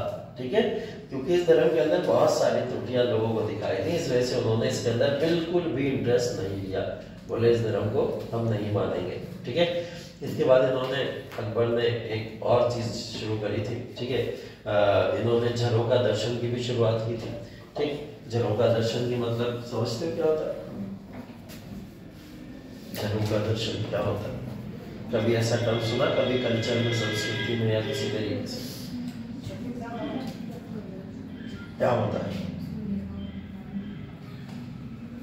झरोका दर्शन? बेसिकली आप महिलाओं के लिए सुनते होंगे अक्सर, यहाँ राजा के लिए है। झरोका दर्शन का मतलब होता है कि यहाँ पे राजा आएगा, है ऊपर खड़ा होगा शाहरुख खान की तरह, हाथ हिलाएगा, ठीक है, और लोग उसका दर्शन करेंगे और चले जाएंगे। ठीक है, ये होता है झरोका दर्शन। जैसे आज के समय बॉलीवुड सेलिब्रिटी करते हैं, देखते नहीं कि बाहर खड़े होकर आके हाथ हिलाते और हाथ हिला के चले जाते हैं। ये था अकबर का झरोका दर्शन। ठीक है, तो अकबर ने ऐसा झरोका दर्शन की एक परंपरा चलाई थी, जिसके अंदर लोकप्रियता हासिल करना चाहता था, पॉपुलर और होना चाहता था। इस पॉपुलरिटी के लिए उसने ऐसा किया था, और ये बेसिकली उद्देश्य इसका धार्मिक नीति ही था। इसके अंदर भी, इसमें भी ये कह के, क्योंकि ये अपने आप को ईश्वर मान ही चुके थे, और अगर आपको ईश्वर की आस्था को देखना या ईश्वर को देखना या दर्शन करने, तो आप आइए, हम आपके सामने स्वतः ही उत्पन्न होकर हाथ हिलाइए। ठीक है, और आप हमें देख के यहाँ से चले जाइए। ठीक है, तो इससे कहीं ना कहीं आपको पुण्य मिलेगा। तो बेसिकली झरोका दर्शन की यहाँ पे शुरुआत इसने की थी। ठीक है, तो जितने भी काम इसने किए, देखो एक तो बहुत पढ़ा लिखा शासक हम लोग पहले पढ़ के आए थे, मोहम्मद बिन तुगलक, है ना, जिसने ज्यादा पढ़ लिख लिया था तो वो सब बेवकूफी कर रहा था, और ये एकदम अनपढ़ शासक है, इसने कभी पढ़ाई ही नहीं करी, बिल्कुल पढ़ा लिखा नहीं था, इसे ना लिखना आता था ना पढ़ना आता था, कुछ नहीं आता था। उसके बाद में भी इसने जो गलतियां करी वो स्वीकार्य हो सकती हैं, चलो थोड़ी बहुत जो भी, लेकिन फिर भी इतना बड़ा शासक का नाम जुड़ा हुआ था और इतनी बड़ी बड़ी गलतियां। ठीक, लेकिन ये गलतियां ये करता क्यों था? जितनी अच्छे काम भी करे वो भी अपने नौरत्नों की वजह से करे, और जो गलतियां भी करी वो भी अपने नौरत्नों की वजह से ही करी। ठीक है, तो जो इसको सजेस्ट किया करते थे ये उसको अप्लाई कर दिया करता था, लेकिन इसके लिए बहुत लोगों ने मना करा कि खुद को ईश्वर मत बनाओ, मजाक बन जाओगे। ठीक है, और बन भी गए मजाक आते आते। जहांगीर ने विरोध भी इसी वजह से किया कि बुढ़े हो गए, हिल गई दिमाग की, है ना, अब इनको संतुलित करना पड़ेगा, बैठाओ इन्हें घर में, तब जाके लोग थोड़ा बहुत मुगल सल्तनत के ऊपर भरोसा कर पाएंगे, वरना ये तो किसी और ही डायरेक्शन में ले जाएंगे, है ना। इस वजह से जहांगीर ने इनके खिलाफ विद्रोह भी किया था। ठीक है, हाँ चरण बताओ। झरोका था, हाँ, उससे पहले अकबर से मार्केट में घूमता था। मार्केट में ऐसे थोड़ी घूमता, देखो मैं चरण ऐसे नहीं घूमता था, वो वेशभूषा बदल के घूमा करता था, है ना। वेशभूषा मतलब अलग अलग तरीके की वेशभूषा होती थी, कभी लंबी लंबी दाढ़ी लगा के वो निकल गया, कभी बड़े बड़े बाल करके निकल गया, तो अपना कुछ मेकअप करा के निकलता, जिससे लोग पहचान नहीं पाते थे। ये एक बार है। और पहले मैंने बताया था ना, इतना पॉपुलर फेस राजा का हुआ नहीं करता था, नहीं होता था ना। उस समय कौन सा मीडिया थी, कौन जानता था कि अरे ये, बस लोग इतना जानते थे अरे वहां पे एक राजा है, उसका ये नाम है ना, तो इस तरीके से जानते थे। तो वो धीरे धीरे प्रिंटिंग मीडिया तो सब बाद में शुरू हुई ना, लेकिन कोई जानता नहीं था अच्छा ये अकबर होगा। एक प्रिंट पेंटिंग वेंटिंग चल जाती थी मार्केट में कभी कभार, तो लोग बस इमेजिनेशन कर लेते थे, हाँ ऐसा होगा राजा। ठीक है, तो मार्केट में घूमना उस समय में कोई बड़ी बात थोड़ी होती थी। आज के समय में घूम के दिखाएगा तब पता चलेगा। ठीक है, बाल तक उतार लेते हैं लोग आज के समय। तो बेसिकली ये तो इनकी रिलीजियस पॉलिसी थी। रिलीजियस पॉलिसी में कई सारी आपने जो भी चीजें देखी, गलतियां भी हैं, अच्छाइयां भी हैं, वो सबको ध्यान रखिएगा। प्रशासन की अगर बात करें इनके समय के प्रशासन काल के अंदर, तो बेसिकली साम्राज्य कई सारे प्रांतों में विभाजित था, और प्रांतों को इस समय सूबा कहा जाता था। ठीक है, क्या बोलते थे? सूबा। तो प्रांत, कई प्रांतों को बहुत सारे सूबों में बोलते थे। सूबों को जो लीड करता था वो सूबेदार होता था। ठीक है, सूबेदार इसको लीड करता था, और हर सूबे के अंदर कई सारे अधिकारी होते थे, अलग अलग तरीके के विभाग देखते थे, जिसके अंदर कुछ अधिकारी के नाम दीवान, बख्शी, सद्र या काजी। दीवान का मतलब जो रेवेन्यू का डिपार्टमेंट पूरी तरीके से संभाल रहा है। ठीक है, उसके बाद बख्शी का मतलब होता था जो उसको हेल्प करता था, जैसे एक डीएम होता है और एक एसडीएम होता है। ठीक है, उसी तरीके की एक पोस्ट आप समझ लो, ये इसको हेल्प करने के लिए था। सद्र का मतलब होता था मार्केट देखने वाला पूरा इलाका। ठीक है, तो सद्र बाजारें भी चला करती थी उस समय, और सद्र को पूरा कंट्रोल करने वाला ये सद्र होता था। और काजी न्याय देने के लिए एक व्यक्ति को अपॉइंट किया जाता था। तो सूबेदार के अंडर में ये तमाम 4 लोग आते थे जो इस तरीके से प्रशासन को प्रांतों में या सूबों में चलाया करते थे। ठीक है, क्वेश्चन इस समय पूछा गया था, इस समय जो प्रांत थे अकबर के समय में विभाजित, उन प्रांतों को क्या कहा जाता था? तो सूबा कहा जाता था, ध्यान रखिएगा। ठीक है, हम यहाँ परगना नहीं कह रहे हैं, हम यहाँ कुछ और नाम नहीं दे रहे हैं, सूबा दे रहे हैं। तभी यहाँ पे एक सूबेदार है और सूबेदार के अंडर में कौन कौन है? दीवान, बख्शी, सदर या काजी, ये इसके अंडर में रहने वाले लोग थे। ठीक है, और विभाजन इसका जागीर में हुआ करता था। ठीक है, जागीर का मतलब जागीर, खालसा और इनाम, ये 3 तरीके का बेसिकली प्रॉपर्टी के बेसिस पे और लोगों के कह सकते हो आप उनके अधिकार क्षेत्र में कितनी लैंड होगी उसके बेसिस पे एक अलग विभाजन था। ठीक है, तो एक विभाजन था जागीर के, मतलब अगर मैं कहूं कि लैंड के बेसिस पे विभाजन अकबर के समय काल में कैसा था, तो 3 पार्ट में था। ठीक है, एक तो जागीर हुआ करता था। जागीर का मतलब होता था जो रईसों को या शाही परिवार के जितने भी लोग होते थे, राजा या राजा से जुड़े हुए जितने भी लोग होते थे, या उस समय के अंबानी या अडानी जैसे लोग होते थे, उन लोगों की जो भी जमीन होती थी वो सब क्या होती थी? जागीर हुआ करती थी। ठीक है, खालसा क्या होती थी? ये शाही खजाने के लिए या राजा के लिए जो संरक्षित क्षेत्र हुआ करता था, राजा के कंट्रोल में डायरेक्ट आता था, उसको हम लोग खालसा कहा करते थे। इनाम का मतलब होता था धार्मिक, जो उस समय में धार्मिक नेता होते थे, जो धार्मिक व्यक्ति होते थे, जैसे हो सकता कोई मौलाना हो सकता कोई पंडित हो सकता कोई पादरी हो, ऐसे लोगों को जो लैंड एलोकेट होती थी उसका क्या नाम होता था?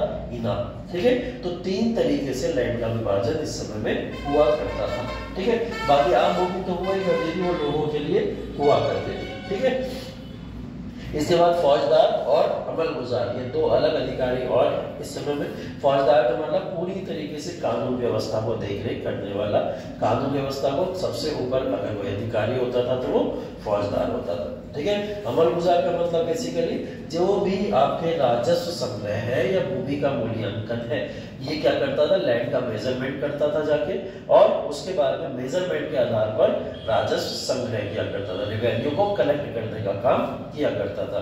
तो ये मेन व्यक्ति वही है जिसको अमलगुजार कहा करते थे। तो अमलगुजार और फौजदार दोनों को याद रखिएगा, ये इंपॉर्टेंट टर्म कभी कभी आपके एग्जाम में इन्हीं टर्मिनोलॉजीज के तौर पे पूछ लिए जाते हैं। ठीक है, भू राजस्व की जब भी बात आती है तो बात आती है टोडरमल की। ठीक है, टोडरमल का नाम बहुत पॉपुलर है क्योंकि मुगल सल्तनत में जितनी भी भू राजस्व प्रणाली बनी, जितने भी लैंड रिफॉर्म्स हुए, सारे के सारे किसके द्वारा किए गए? टोडरमल के द्वारा ही किए गए। टोडरमल ने काफी प्रयास करके अकबर की भू राजस्व प्रशासन को इतना मजबूत कर दिया कि शायद पिछले 300 साल और आने वाले 300 साल में इतना स्ट्रॉन्ग भू राजस्व किसी का भी नहीं था। ठीक है, उसके पीछे कारण क्या था?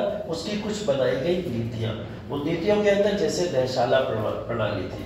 ठीक है, दहशाला प्रणाली का मतलब पिछले 10 सालों का एवरेज निकाल के राजस्व को कलेक्ट करना। ठीक है, अगर राजस्व कलेक्ट करोगे आप, आज के समय में रेवेन्यू अगर कलेक्ट करोगे तो क्या करोगे? पिछले साल का एवरेज उठाओगे, है ना?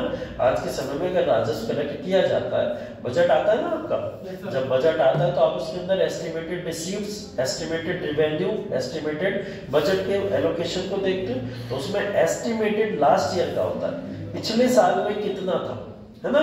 इसमें क्या करा? दहसाला प्रणाली का मतलब 10 सालों का पूरा एक एवरेज निकाला और 10 सालों के हिसाब से, भूमि की औसत के हिसाब से उसकी उपज कितनी होगी, उस हिसाब से इसने वहां पे क्या करा? टैक्स लेना शुरू किया। ठीक है, अब आप समझो अकबर अगर 1556 में आया होगा तो 1546 से 56 का भी पैसा अकबर को मिला होगा, है ना? ऐसा पैसा भी मिल गया जब वो शासक भी नहीं था, तब का भी पैसा उसे मिल गया। तो ये एक अलग तरह की प्रणाली थी जिसने इसकी राजस्व व्यवस्था को काफी ज्यादा मजबूत कर दिया होगा। ठीक है, जनता का आनंद इसमें क्या? जनता ने पुराने शासकों को दिया था, अब नया आया उसको दे रहे, तभी ये क्योंकि अब नया राजा आ गया तो फिर से देना पड़ेगा। ठीक है, हाँ शोषण है इसमें, नो डाउट। कोई भी शासक टैक्स लेता था तो उसमें शोषण तो था ही था। टैक्स कोई ऐसे थोड़ी ले लेते थे, चलो तुम्हारी इनकम 5 लाख रुपए, हम तुमसे चलो 5,000 लेंगे, है ना? अब कहीं कहीं जगह ऐसा होता था। एक जगह अगर, अभी मैंने आपको क्या बताया, मैंने बोला राजपूत अपना टैक्स अलग पूरा लेते थे, एकदम उनका अलग टैक्सेशन चलता था, वो टैक्स अलग ले रहे। कभी कभी मुगल शासकों में से कोई पहुंच जाता था, चलो अब सेंट्रल टैक्स दो, ये तो स्टेट टैक्स हो गया, तो वो सेंट्रल लेने पहुंच जाते थे। आज के समय में आज भी होता है, आप CGST भी देते हो, SGST भी देते हो, है ना। ये भी टैक्स का तो एक तरीका है, कहीं कहीं आप 18% CGST दे रहे हो, कहीं 18% SGST दे रहे हो, तो वो उस तरह की टैक्स प्रणाली। लेकिन हाँ, अब ऐसा नहीं होता कि पिछले 10 सालों के एवरेज निकाल के आपसे टैक्स ले लिया जाए, ऐसा नहीं होता, ठीक है। तो देयशाला प्रणाली जिसके अंदर बेसिकली ये तरीके की चीजें होती थी, ठीक है। बटाई या गल्ला बख्शी प्रणाली बोलते थे इसको, ठीक है। गोला नहीं है, गल्ला है, ठीक है। गल्ला का मतलब जो आपका अनाज होता है, ठीक है। बटाई या गल्ला बख्शी प्रणाली का मतलब बेसिकली ये होता था कि जो भी उत्पादन होता था किसानों का, उस उत्पादन में राज्यों के साथ में उस उत्पादन का बंटवारा किया जाता था, ठीक है। और बंटवारे के आधार पर क्या करा जाता था, बटाई प्रणाली के आधार पर इसको विभाजित कर दिया जाता था। ध्यान में रखा जाता था देयशाला प्रणाली को ही, उसमें जो करों की कीमत होती थी देयशाला में, वही करों की कीमत यहाँ भी देखने को मिलती थी, ठीक है। तो देयशाला प्रणाली में जो करों की कीमत थी, वही करों की कीमत कहाँ है, बटाई या बख्शी प्रणाली के अंदर भी देखने को मिलती है। बट यहाँ पे किसान और राज्य आपस में बैठ के एक समझौता करते थे, और उस समझौते के आधार पर इन लोगों में एक कर लगा करता था, ठीक है। जैसे आज के समय में भी आप सुनते हो बटाई पे कभी कभी जमीन दे दी जाती है, और जब बटाई पे जमीन दी जाती है तो जिसको दी जाती है और जो लेता है, उन दोनों में एक आपस में समझौता होता है ना बैठ के, कि भाई इतना % हम लेंगे, इतना % अनाज तुम ले लेना या पैसा हमें दे देना। ऐसा ही कुछ सिस्टम उस समय में इसने शुरू किया। हाँ, ऐसे देते हैं हम, हाँ, पैसे जो भी है मैं तो कह रहा था ये करते हैं, पैसा तो हो गया, ठीक है। उसके बाद नसाक या कंकुट करके एक प्रणाली और थी, ठीक है। ये बेसिकली ये है कि किसान जो भी अपने पास्ट में भुगतान कर रहे थे, ठीक है, उसी आधार पे अपना भुगतान करते रहेंगे। कभी कभी किसान, जैसे अभी बोला कि लोगों के ऊपर बहुत बर्डन भी तो पड़ता होगा, तो जिनके ऊपर ओवर बर्डन होता था या जो लोग इस काबिल नहीं थे कि अपना टैक्स प्रोवाइड कर पाए, उस परसेंटेज को दे पाए, तो ऐसे लोगों के लिए ये वाला सिस्टम था जिसको नसाक या कंकुट कहते थे। किसान जो पास्ट में टैक्स देते थे वही अभी प्रेजेंट में देते चले जाए, तो वही दर चलती रहती थी टैक्स की हमेशा, जो पहले थी वो अभी भी इस तरीके से चलती रहती थी, ठीक है। तो इस तरीके से बेसिकली होता था। भूमि का वर्गीकरण इस समय, भूमि जो लैंड थी वो अलग अलग तरीके से इस तरीके से विभाजित थी, ठीक है, जिसका एक वर्गीकरण या जिसका एक क्लासिफिकेशन यहाँ पे दिया गया है, ठीक है, जिसमें आपने कुछ पार्ट तो सुने होंगे। जैसे पोलज नाम की भूमि होती थी, पोलज का मतलब होता था जहाँ हर साल खेती की जाती थी। ऐसा कोई साल नहीं जाता था जो कभी वहां पे खेती ना होती हो, हर साल खेती की जाती थी। प्रत्येक तरीके की जमीन होती थी जहाँ 2 साल में एक बार खेती की जाती थी, ठीक है, मतलब 2 साल में सिर्फ एक ही बार खेती होगी, बाकी खेती उसमें नहीं होगी। चर्चा टाइप की होती थी, उसमें 3 या 4 साल में एक बार खेती होती थी, ठीक है, 3 या 4 साल में। कोई फसल ऐसी होती है कि उसे उगाने के बाद में लंबे समय के लिए गैप देना पड़ता है, ठीक है, तो कभी कभी 3 से 4 साल का भी गैप लगता था। और बंजर उस जमीन को बोला जाता था जिसमें 5 साल से अधिक खेती ही ना हुई हो, ठीक है। तो ऐसे 4 तरीके से इनका अलग अलग विभाजन था। इसके ऊपर सबसे ज्यादा टैक्स लगता होगा, नो डाउट, ये दिख भी रहा है बोलज, क्योंकि हर साल इसके ऊपर खेती हो रही। तो सबसे ज्यादा यही क्वेश्चन आपसे पूछा गया था कि सबसे ज्यादा टैक्स किस प्रकार की भूमि या लैंड के ऊपर लगा करता था अकबर के शासनकाल के अंदर। तो किस पे लगता था, पोलज टाइप की भूमि के ऊपर ये टैक्स सबसे ज्यादा लगा करता था, ठीक है। और भुगतान जो था वो आमतौर पर नकद में ही किया जाता था। ऐसा नहीं था जैसे हम प्रीवियस देख के आए थे कि अगर आपके पास फसल है तो आप फसल दे दो टैक्स के फॉर्म में, पैसा है तो पैसा दे दो, नहीं, यहाँ पे फसल बेच के आपको नकद में ही पैसा देना पड़ता था, ठीक है। तो नकद भुगतान यहाँ पे होता था, ठीक है। कानून वो होते थे, और करोसिस करके 2 यहाँ पे अधिकारी और भी थे जो बेसिकली यहाँ पे भारत के अंदर पैसे वैसे को इकट्ठा करने के लिए या फिर राजस्व इकट्ठा करने के लिए जाने जाते थे, ठीक है। कानून को बेसिकली इसलिए जाना जाता था कि राज्य के राजस्व के कानून को संभाल सके, और राज्य के राजस्व को कानून को संभालने के लिए इसको नियुक्त किया गया था। कानूनों को मदद करता था करोसिस, और करोसिस इसको राजस्व कलेक्ट करके किसको देता था, कानूनों को। कानून को किसको देता होगा, टैक्स अगर कलेक्ट करोसिस ने किया, करोसिस ने किसको दिया, कानून को दिया। कानून को किसको देता होगा टैक्स कलेक्ट, हाँ, कानून को। सूबे का सबसे बड़ा अधिकारी कौन था, सूबेदार था ना, तो कानून को किसको देगा टैक्स? जाके सूबेदार को जाके देगा, और सूबेदार अंत में ये टैक्स उठा के फिर मुगल शासक को दिया करता था। ठीक है, तो सबसे पहले करोसिस यहाँ पे नाम ध्यान रखिएगा, ये अपना टैक्स कलेक्शन करता था और टैक्स कलेक्शन करके उठा के कानून को से सूबेदार, और सूबेदार से सीधा किसके पास? मुगल शासक के पास में। तो यही टैक्स की क्रोनोलॉजी इस तरीके से चला करती थी। ठीक है, सबसे इंपॉर्टेंट इसके समय की है मनसबदारी प्रणाली। ठीक है, मनसबदारी प्रणाली जैसा कि आपने पहले भी देखा है, मनसबदारी प्रणाली से पहले भी हमने क्या देखा है? हमने पहले देखा है कि वहां पे एक सिस्टम चला करता था इक्तादारी। ठीक है, इक्तादारी चलता था, पढ़ के आए हैं पूरा। तो यहाँ पे मनसबदारी सिस्टम इसने शुरू कर दिया था। तो ये लगभग अगर मैं कहूँ इक्विवेलेंट टू इक्ता है, तो हाँ बिल्कुल कहना सही होगा। मनसबदारी प्रणाली भी वही थी। जैसे उस समय में इक्ता लैंड को कहा जाता था, लैंड के एक पूरे के पूरे विभाजन को किया जाता था। यहाँ मनसब अपने आप में एक पद होता था। ठीक है, मनसब एक पद होता था। मनसब का मतलब ये होता था कि जिसको जितनी अच्छी रैंक दी जाती थी वो उतने अच्छे मनसब पे बैठा करता था। ठीक है, तो एक रैंक होल्डर बेसिकली मनसब का नाम होता था। इसको लेकर 3 तरीके के यहाँ पे क्लासिफिकेशन होते थे। मनसबदार 500 जात या उससे नीचे का हो सकता था। अमीर जो होता था मनसबदार के बाद की पोस्ट है 500 से 2500 जात का होता था, और अमीर उम्दा 2500 जात से ऊपर का हुआ करता था। ठीक है, ये 3 तरीके के विभाजन होते थे पोस्ट के हिसाब से। ठीक, इसमें होता क्या था? जात का मतलब ये होता था, जात का मतलब ये होता था कि कोई भी व्यक्ति जो पैदल सिपाही होता था, कौन होता था? पैदल सैनिक। पैदल सैनिक, और सवार का मतलब क्या होता था? जिसके पास घोड़े होते थे, घुड़सवार जिसको हम लोग बेसिकली बोलते हैं, है ना। तो 2 तरीके के सैनिक अकबर की सेना में हुआ करते थे। उन सैनिकों के बेसिस पे विभाजन किया जाता था कि वो मनसबदार कहलाएगा, अमीर कहलाएगा या अमीर उम्दा कहलाएगा। ठीक है, मतलब अगर जिसके पास 500 जात या उससे नीचे 500 का सोल्जर का जिसके पास जत्था होता था वो कहलाता था मनसबदार। ठीक है, क्या कहलाता था? मनसबदार। जैसे कोई भी व्यक्ति है, उसको एक इलाका दे दिया गया, है ना, मान लिया आगरा का इलाका किसी एक व्यक्ति को दे दिया गया।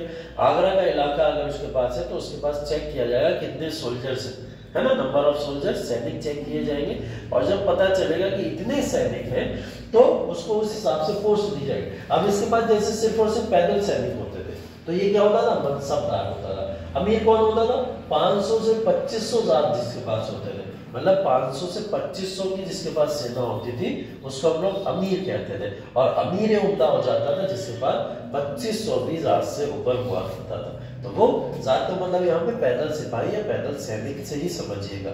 ठीक है, तो उसको इस हिसाब से जाना जाता था। ठीक है, ये पूछा गया है क्वेश्चन इसी तरीके से। ठीक है, प्रीलिम्स 2018 यूपीएससी क्या है? मनसब पद वंशानुगत नहीं था। ठीक है, और मनसबदार को जागीर देकर भुगतान किया जाता था। ठीक, ये क्वेश्चन पूछा था जो मनसबदारी पद था मुगल सल्तनत के अंदर, क्या वो वंशानुगत था? क्योंकि इक्तादारी प्रणाली पीछे देख के आए हम लोग। इक्तादार में क्या होता था कि अगर उसका पिता इक्तादार है तो बेटे को अपने आप ही इक्तादारी मिल जाती थी, ऐसा होता था। तो इक्तादारी से अगर हम इसको कंपेयर कर रहे हैं तो मनसबदार में एक ये इशू था कि मनसबदार का पद वंशानुगत नहीं था। मतलब अगर पिता मनसबदार है तो जरूरी नहीं बेटा मनसबदार होगा, ऐसा बिल्कुल भी जरूरी नहीं था। ये राजा ही बैठ कर डिसाइड करेगा कि अगला मनसबदार उसको बनाया जाए नहीं बनाया। क्यों? क्योंकि करप्शन को यहाँ पे खत्म करने का प्रयास किया गया था। ठीक है, क्योंकि इससे करप्शन बढ़ता है। और आगे वंशानुगत तो नहीं था, मनसबदार को जागीर देकर भुगतान किया जाता था, मनसबदार को वेतन नहीं दिया जाता था। ठीक है, कोई वेतन इसके लिए एलोकेट नहीं था। मनसबदार को सीधा सीधा, जैसे इक्तादारी में हम लोग क्या देखते हैं, एक लैंड का टुकड़ा सीधा उठा के इसके नाम कर दिया गया, ये भाई मनसबदार है। ठीक है, और मनसबदार के पास में यहाँ जो है वो आगरा का हिस्सा आता है। ठीक है, तो ये इनको लैंड ही दे दी पूरी की पूरी। अब लैंड इनके पास में आ गई, इस लैंड के ऊपर बहुत सारे व्यवसाय होते होंगे, बहुत सारा टैक्स कलेक्ट करते होंगे, तो जितनी भी इनकम होती थी, जो भी सारी इनकम होती थी, उस इनकम का एक हिस्सा उठा के वो मनसबदार अपने पास रखा करता था, और बाकी कर या टैक्स के रूप में किसको प्रोवाइड कर देता था? राजा को प्रोवाइड कर दिया करता था। ठीक है, तो मनसबदार को वेतन भुगतान नहीं किया जाता था। अब आपको क्वेश्चन जब आप पढ़ते हैं यहाँ तो समझ आ रहा होगा, लेकिन जब पेपर बैठे हुए दे रहे होते हैं वहां पढ़ते हैं ना जाके, तब समझ आ रहा होगा कि अरे मनसबदार पेमेंट नहीं लेगा तो काम क्यों करेगा, है ना। तो दिमाग में वो बात घूम रही होती है कि बिना वेतन के कौन काम कर सकता है। और यहाँ साफ साफ लिखा हुआ मनसबदार को जागीर देकर भुगतान किया जाता था, वहां ये लिखा था मनसबदार को वेतन नहीं दिया जाता। ठीक है, तो जब आप ये टर्म पढ़ोगे तो आपका दिमाग तो घूमेगा ही घूमेगा, लगेगा आपको कि अरे हाँ वेतन क्यों नहीं देंगे जब काम कर रहे हो, तो आप उसको सही करके आ जाओगे फालतू में, है ना। लेकिन वेतन वर्ड यहाँ पे यूज नहीं होगा, यहाँ यूज क्या होगा, जागीर वर्ड यूज होगा।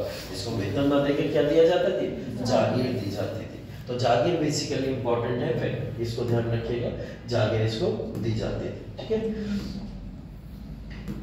तो ये इनकी कुछ प्रशासनिक तरीके हैं जिसके तहत ये जाने जाते हैं। मनसबदारी प्रणाली वगैरह ये हो गई इनकी।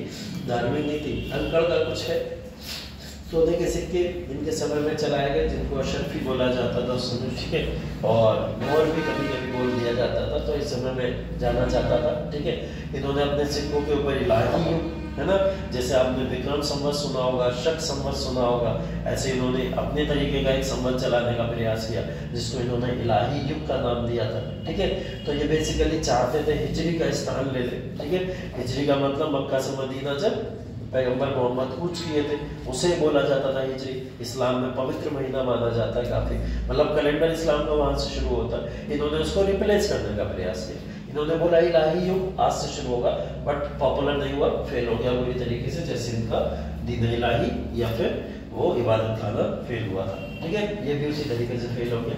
ठीक है, अकबर ने सिखों पर जो भी है शासन की प्रशंसा करानी शुरू करी थी।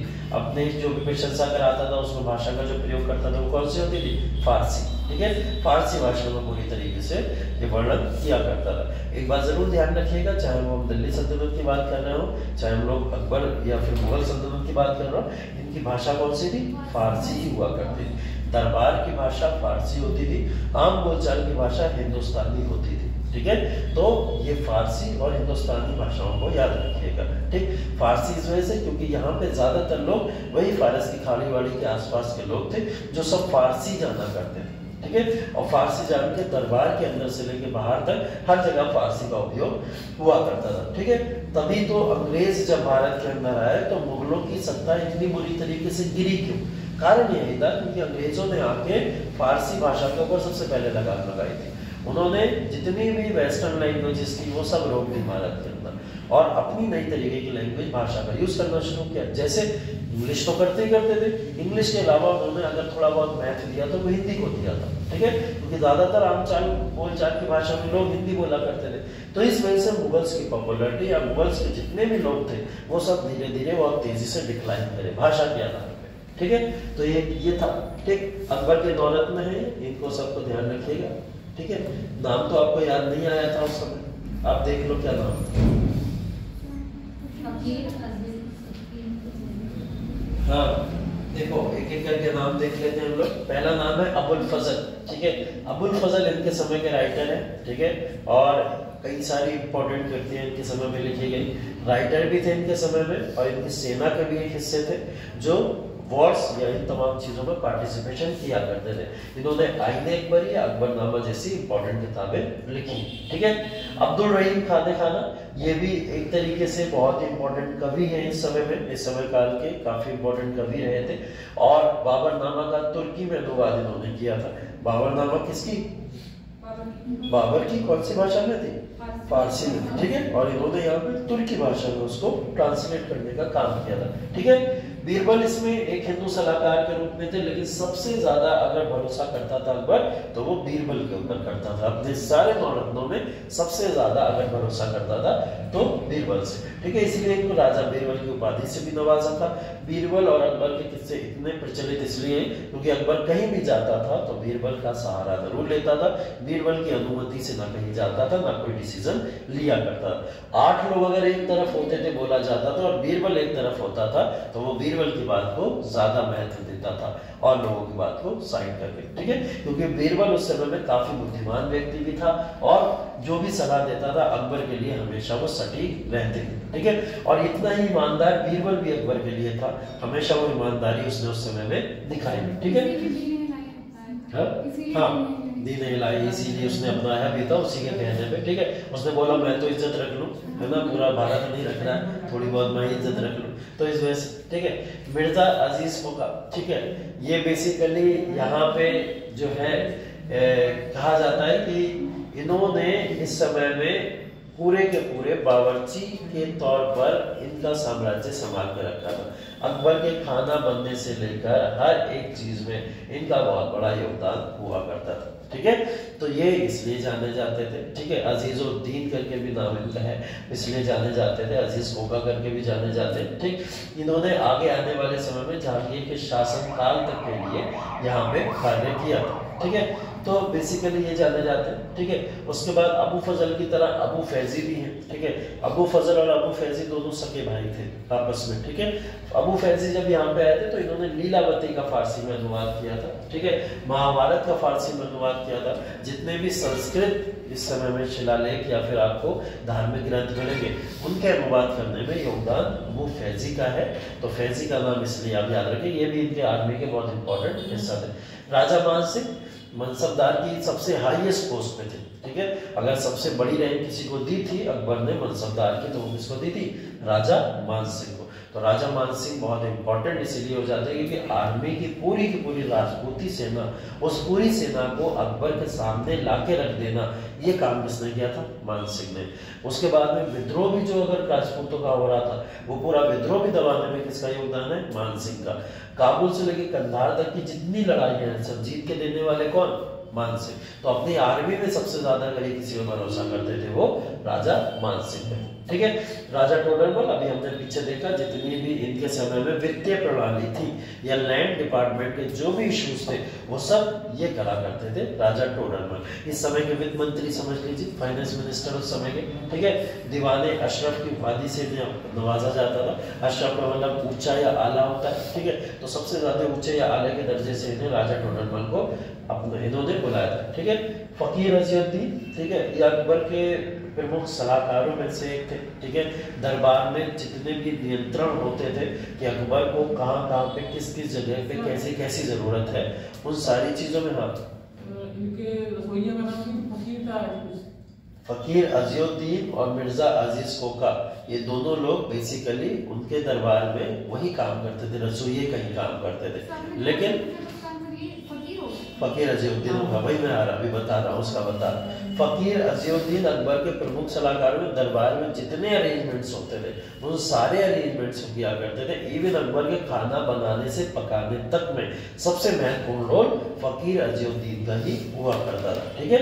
तो इनके दरबार के अंदर सबसे प्रमुख सलाहकार और इनके बावर्ची के तौर पर अकबर का जो पर्सनल बावर्ची है उसका नाम बोला जाता था फकीर अजीजुद्दीन। ये भी थे मिर्जा अजीज खोका, बट इनका जो ज्यादातर योगदान था वो सलाहकार के तौर पर था और वहां पे भी अजीजुद्दीन का भी साथ दिया करते थे, ठीक है। इसके बाद में तानसेन है, ठीक है, मुल्ला तो प्याजा, हाँ, फकीर अजीजुद्दीन भी तो है, मुल्ला तो प्याजा, ठीक है, मुल्ला तो प्याजा ही फकीर अजीजुद्दीन, ठीक है, इन्हीं का नाम है, ठीक। उसके बाद तानसेन, ठीक है, तानसेन जब गाते थे तो बारिश हो जाती थी, सुना ही होगा तुम लोगों ने, है ना, माहौल ऐसा बन जाता था, बोलते थे कि बारिश अपने आप होने लगती थी, तो तानसेन गाते थे। इनके स्वर इतने ज्यादा सटीक लगा करते थे, ठीक है, तो बोला जाता था। तो बेसिकली ये राजा रामचंद्र के नाम से अकबर के दरबार में एंटर किए थे और एक बार अकबर ने इनका संगीत सुन लिया था। इनको संगीत इतना पसंद आया जिसकी वजह से अकबर ने इन्हें मियाँ की उपाधि के साथ में तानसेन बोलते हुए अपने दरबार में नियुक्त कर लिया। तो जितने भी प्रोग्राम्स होते थे उस समय, उस समय संगीत का कार्य करने वाले व्यक्ति वो तानसेन थे, ठीक है। अकबर के समय में तानसेन जब राग बजाते थे तो ऐसे बोलते थे कि बुरी तरीके से हर जगह सारे बारिश होना शुरू हो जाती थी, आंधी तूफान आ जाता था, ये सब होता था, है ना, ऐसे सुनने को मिलता है आप लोग को। तो इन सब बातों में थोड़ी बहुत सच्चाई भी थी और थोड़ी बहुत बनावटी बातें भी थी, इसके अंदर कई सारी, है ना। थोड़ी बहुत सच्चाई ऐसी थी कि जब भी मौसम खराब होता था तानसेन लेके तान बैठ जाते थे, बारिश तो उसके बाद होनी है ना। तो वो बहुत पॉपुलर हो गया उसके बाद में, ठीक है, कि मैंने म्यूजिक बजाया और देखो बारिशों में। तो बेसिकली इसका कहने का तात्पर्य ये था कि तानसेन जब म्यूजिक बजाते थे तो लोगों के कानों में रस घुल जाता था, इतना प्यारा म्यूजिक उस समय में हुआ करता था। जैसे आप कभी कभी फ्लूट सुनते हो, बांसुरी सुनते हो, बहुत अच्छी कानों में लगती होगी जब बहुत अच्छी कोई बांसुरी बजाता होगा, है ना। तो उस समय में तानसेन तो प्रख्यात थे तान बजाने के लिए उस समय में, है ना। तो बेसिकली इनको तानसेन के नाम से इसलिए जाना जाता था, ठीक है। हाँ, वो फकीर अजीउद्दीन है। हाँ, मतलब उन्हीं का नाम मुल्ला तो मुल्ला तो प्याजा, मुल्ला तो प्याजा। मैंने अलग-अलग क्या? अलग-अलग नहीं, मुल्ला तो प्याजा इनके दौरान में फकीर अजीउद्दीन का ही नाम, फकीर अजीउद्दीन और मुल्ला तो प्याजा इनके वही, हाँ, उनके बावर्ची ही थे, उनके बावर्ची के तौर पे ही कार्य किया करते। क्या सुना तुम लोग ने बताओ? सर मुझे मैंने ऐसा पढ़ा है कि जो 9 नवरत्न थे उसमें फकीर अजीउद्दीन और मुल्ला तो प्याजा थे, बट वो जो मिर्जा अली को है वो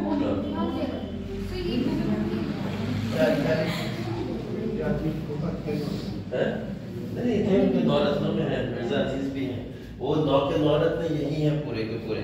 और ये अब एनसीईआरटी से लिखा हुआ है, इसमें कुछ नहीं, और बचपन से मैंने भी यही सब पढ़ा, है ना।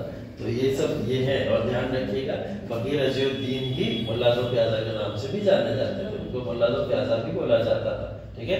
वो दो प्याजा वाला चिकन बहुत अच्छा बनाते थे, ठीक है, प्याजा दो चिकन करके, इसलिए उन्हें मुल्ला तो प्याजा के नाम से बोल दिया जाता था, इन्हीं को बोला जाता। उपाधि थी मुल्ला तो प्याजा, नाम थोड़ी है फकीर उनका कोई, वो तो उपाधि है मुल्ला तो प्याजा की सिर्फ और सिर्फ, ठीक है। तो इस तरीके से, ठीक, कोई कंफ्यूजन हो तो बताना बाद में, वैसे वरना यही है सारा का सारा, ठीक है। तो इसलिए इनको इस नाम से जाना जाता था, ठीक है। बाकी इनकी कला वगैरह है, थोड़ी वास्तुकला है, ये सब हम लोग डिस्कस करेंगे बाद में, क्योंकि ये सब उससे रिलेटेड है, कल्चर वल्चर से या इनकी संस्कृति से रिलेटेड है। तो उस समय अकबर की जब वास्तुकला या फिर संस्कृति या कल्चर की बात करेंगे तब इसके बारे में थोड़ा बहुत डिस्कशन हम लोग वहाँ पे कर लेंगे, ठीक है। सर एक क्वेश्चन और है। हाँ सर जो उसमें लिखा है अब्दुल रहीम खान ने तुर्की में किया था बाबरनामा। सर मतलब मैंने ऐसा पढ़ा था जो बाबरनामा था वो ऑलरेडी तुर्की भाषा में लिखा था। बाबरनामा जो था मेन उसकी लैंग्वेज जो थी वो फारसी थी, क्योंकि बाबर जो लोग थे सारे के सारे लोग इन्होंने जब भारत के अंदर एंट्री की थी तो उस समय भाषा को जो अडॉप्ट किया था वो फारसी किया था इन्होंने, फारसी में अडॉप्शन। बाबरनामा की 3 पार्ट है, एक पार्ट नहीं, बाबरनामा 3 हिस्सों में लिखा गया, ठीक है।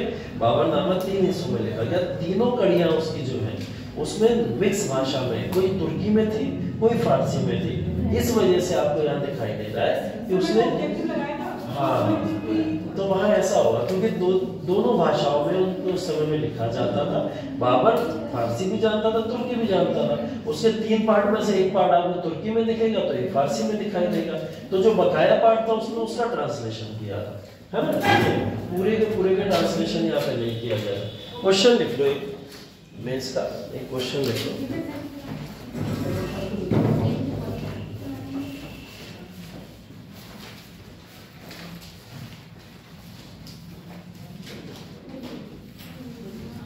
क्वेश्चन इसमें लिख लो, मुगल शासक, मुगल शासक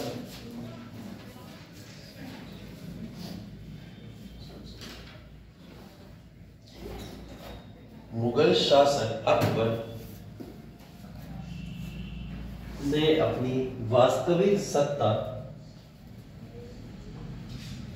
मुगल शासक अकबर ने अपनी वास्तविक सत्ता स्थापित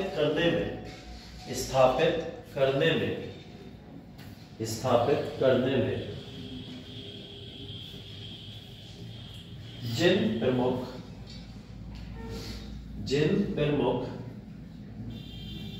स्तंभों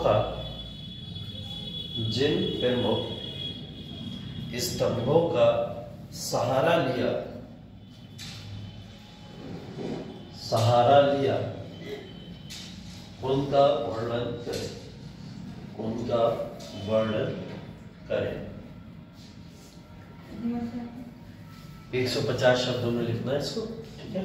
150 शब्दों में लिखने का प्रयास करिए और 150 शब्दों में इसको लिखा जा सकता है। इसमें क्या करना है, अकबर ने किस स्तंभों का सहारा लेके अपनी सत्ता को ऐसी सुप्रीम सत्ता बनाया जिसमें आप लोग इन 9 रत्नों के बारे में भी मेंशन करेंगे, बैरम खाने के बारे में थोड़ा मेंशन कर देंगे कि स्टार्टिंग में इस तरीके का, और मानसिंह का एक इम्पोर्टेंट रोल उसके अंदर मेंशन करके लिख देंगे, ठीक है। चलिए, बाकी कल भी किसी ने मुझे आंसर दिए थे, मैं आज लाया कि ऐसे कल ले लेना बस।